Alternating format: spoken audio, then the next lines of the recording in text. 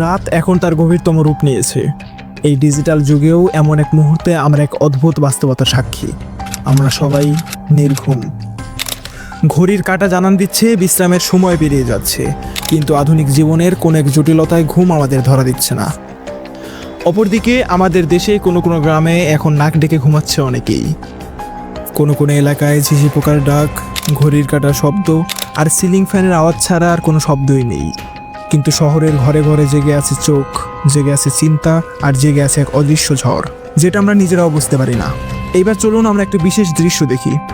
স্ক্রিনে ভেসে ওঠা এই দৃশ্যটি আমাদের ভবিষ্যৎ প্রজন্ম জেন আলফাদের। বন্যার্তদের পাশে দাঁড়ানোর জন্য তারা নিজেদের জমানো অর্থ নিয়ে হাজির হয়েছে। নিঃসন্দেহে এমন সংবেদনশীল নাগরিকরাই একটি উন্নত বাংলাদেশের ভিত্তি। তবে এই প্রশংসনীয় কাজের মধ্যেও একটি গভীরতম সমস্যা লুকিয়ে আছে, যা আমাদের চোখ এড়িয়ে যাচ্ছে। এই শিশুদের দিকে তাকালেই দেখবেন অনেকের চোখেই চশমা। হ্যাঁ, জেন আলফা প্রজন্ম এখন দৃষ্টিশক্তির নানা জটিলতায় ভুগছে। শুধু তাই নয়, জেনজি এবং জেন আলফার একটি বড় অংশ ডায়াবেটিস, হার্ট অ্যাটাক, স্ট্রোক এবং অকাল মৃত্যুর মতো গুরুতর স্বাস্থ্য ঝুঁকিতে রয়েছে। এর প্রধান কারণ হলো আমাদের অনিদ্রা। আমরা ঘুমাই না, অথবা চাইলেও ঘুমাতে পারি না। আমরা জানি যে পর্যাপ্ত ঘুম শরীরের জন্য অপরিহার্য, কিন্তু কোনো এক অদৃশ্য কারণ আমাদের সজাগ থাকতে বাধ্য করছে। আমাদের মনের মধ্যে যেন এক অস্থিরতার ঝড় বইছে। এই অস্থিরতার কারণ কি? কেন আমরা রাতের পর রাত নির্ঘুম কাটাচ্ছি? ঘুমের অভাবে আমাদের শারীরিক ও মানসিক ভবিষ্যৎ কতটা অন্ধকারাচ্ছন্ন হতে পারে, তার উত্তরগুলো হয়তো আপনার ধারণার চেয়েও কঠিন। আমরা কি সত্যিই সজ্ঞানে জেগে আছি, নাকি আমাদের অনিদ্রার পেছনে অন্য কোনো শক্তি কাজ করছে? ওয়েলকাম টু দ্য ভিডিও নির্ঘুম সভ্যতা। সময়টা খুব বেশি পুরনো নয়, আজ থেকে প্রায় 150 বছর আগের কথা। 1879 সাল। টমাস আলভা এডিসনের হাত ধরে মানব সভ্যতার ইতিহাসে এক যুগান্তকারী পরিবর্তন আসে, ইলেকট্রিক বাল্বের আবিষ্কার। এই উদ্ভাবন মানুষের জীবনধারা সম্পূর্ণ বদলে দেয়। সূর্য অস্ত গেলেও পৃথিবী তার অন্ধকারে ডুবে রইল না। কুপি বা মোমবাতির প্রয়োজন ফুরালো, সর্বত্র জ্বলে উঠল আলো। পৃথিবী যেন তার স্বাভাবিক অন্ধকার বা রাত হারিয়ে ফেলল। অন্ধকার খুঁজে পাওয়া এখন এক দুর্লভ ব্যাপার। এডিসন যদি এই বৈদ্যুতিক বাতি আবিষ্কার না করতেন, হয়তো আধুনিক সভ্যতার এই শিখরে পৌঁছানো আমাদের পক্ষে সম্ভব হতো না। কিন্তু তিনি হয়তো জানতেন না ভবিষ্যতের কী প্রভাব পড়তে যাচ্ছে। নিউটনের তৃতীয় সূত্র, আপেক্ষিকভাবে চিন্তা করলে এই দুনিয়ায় প্রতিটি কাজেরই একটি অনিবার্য বিপরীত ফলাফল থাকে। থমাস এডিসন নিঃসন্দেহে মানবজাতির কল্যাণের জন্যই বাল্ব আবিষ্কার করেছিলেন, কিন্তু নিউটনের সূত্র অনুযায়ী এর বিপরীত প্রতিক্রিয়া হিসেবে আমরা পেলাম এই নির্ঘুম রাত। হয়তো এই হিসাবটা আপনার কাছে এখনও পরিষ্কার নয়, তাই চলুন আমরা একটু গভীর বিশ্লেষণে প্রবেশ করি। বিশ্লেষণের শুরুতেই একটা প্রশ্ন ভাবুন তো, গ্রামে এত তাড়াতাড়ি সন্ধ্যা নামে বা অন্ধকার হয় কীভাবে? অথবা গ্রামের মানুষরা এত দ্রুত ঘুমিয়ে পড়ে কেন? সত্যি বলতে গত 150 বছরে পৃথিবী তার খোলস ছেড়ে অবিশ্বাস্য গতিতে পাল্টে গেছে। আমরা এখন যে পৃথিবীতে বাস করছি তাকে আর আধুনিক দুনিয়া বলা হয় না, বরং ব্যাখ্যার সুবিধার থেকে বলা হয় পোস্ট মডার্ন ওয়ার্ল্ড বা উত্তর আধুনিক দুনিয়া। একবার চোখ বন্ধ করে এই উত্তর আধুনিক দুনিয়ার একটি চিত্র কল্পনা করুন।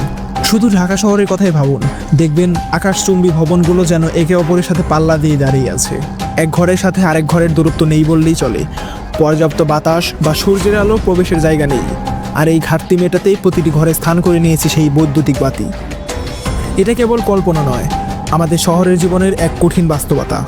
প্রশ্ন আসতে পারে, এতে সমস্যাটা কোথায়? এই সমস্যার উত্তর খুঁজতে হলে আমাদের একটি ছোট্ট বৈজ্ঞানিক গল্প শুনতে হবে। সালটা তখন 1981। ডক্টর চার্লস সিজলার মানুষের শরীরের সার্কেডিয়ান রিদম নিয়ে গবেষণা করছিলেন। সহজ ভাষায় বললে এটা হলো আমাদের শরীরের ভেতরের একটি অদৃশ্য ঘড়ি। অর্থাৎ আমাদের শরীর প্রতি 24 ঘন্টা অন্তর নতুন করে রিস্টার্ট বা রিবুট হয় এই অভ্যন্তরীণ ঘড়ির নিয়ম মেনে। এই ঘড়িটি ঠিক করে দেয় আমাদের মেজাজ কখন ভালো বা খারাপ হবে, শরীর এনার্জিতে ভরপুর থাকবে নাকি কোনো কাজ না করেই ক্লান্ত লাগবে। এই সার্কাডিয়ান রিদমই নির্ধারণ করে আমাদের কখন ঘুম ভাঙবে এবং কখন নতুন করে ঘুম আসবে। হার্ভার্ড মেডিকেল স্কুলের ল্যাবে গবেষণা করতে গিয়ে ডক্টর সিজলার একটি চমকপ্রদ তথ্য আবিষ্কার করলেন। দিনের আলো বা সূর্যের আলো মানুষের শরীরের এই অভ্যন্তরীণ ঘড়িটিকে পরিবেশের সাথে সামঞ্জস্যপূর্ণ রাখে। প্রাকৃতিক আলো বা ন্যাচারাল লাইটের সংস্পর্শ ছাড়া মানুষের খাওয়া দাওয়া, কাজকর্ম, মেজাজ এবং ঘুমের চক্র সম্পূর্ণ উলটপালট হয়ে যায়। গল্পটা হয়তো আপনাদের কাছে কিছুটা কঠিন মনে হলো, চলুন আরও সহজে ব্যাখ্যা করি। ভালো ঘুমের জন্য শরীরকে দিনভর পর্যাপ্ত সূর্যের আলো গ্রহণ করতে হয়। যেমন ভোরে কিছুক্ষণ হাঁটাহাঁটি করা, বা বিকেলে মাঠে খেলাধুলা করা, কিন্তু আমরা শহুরে জীবনে এর কোনোটিই করি না। অথচ গ্রামের মানুষেরা ঠিকই ভোরবেলা ঘুম থেকে ওঠে, উঠোন ঝাড়ু দেয়, বাজারে যায়, ছেলেমেয়েরা হেঁটে স্কুলে যায়। কৃষিপ্রধান দেশের বিশাল কৃষক অংশ সারাদিন রোদে মাঠে কাজ করে, দিনের শেষে তাই তাদের স্বাভাবিকভাবেই ভালো ঘুমের প্রয়োজন হয়। কিন্তু আমাদের ঘুম আসে না, কারণ আমাদের ঘরে পর্যাপ্ত আলো বাতাস প্রবেশ করে না।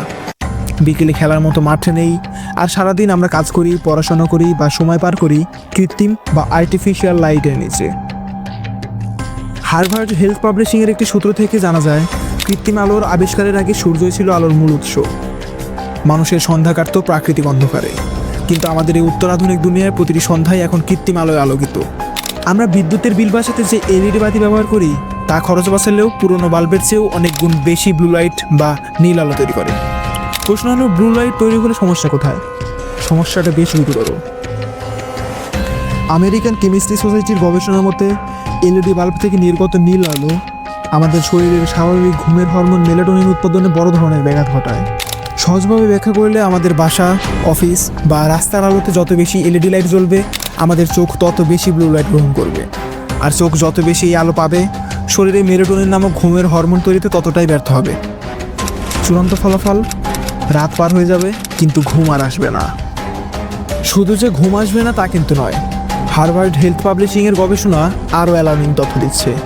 কৃত্রিম আলোর প্রভাবে আমাদের সার্কাডিয়ান রিদম যেভাবে ক্ষতিগ্রস্ত হয়, তাতে ক্যান্সার, ডায়াবেটিস, হৃদরোগ, এমনকি স্থূলতা হওয়ার সম্ভাবনাও বহুগুণ বেড়ে যায়।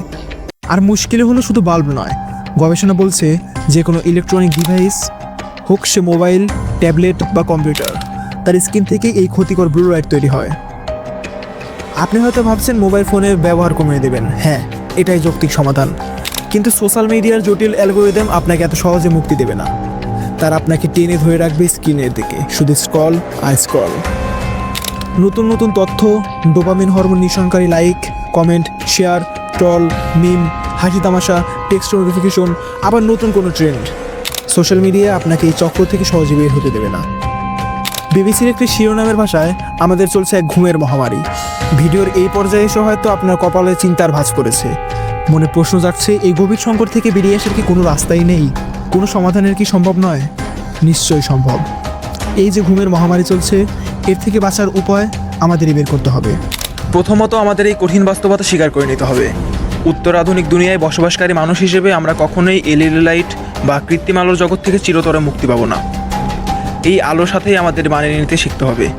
আমরা ইচ্ছে করলে কিন্তু এই পরিস্থিতি থেকে মুক্তির উপায় খুঁজে বের করতে পারি, চাইলে কি নিয়ন্ত্রণও করতে পারি।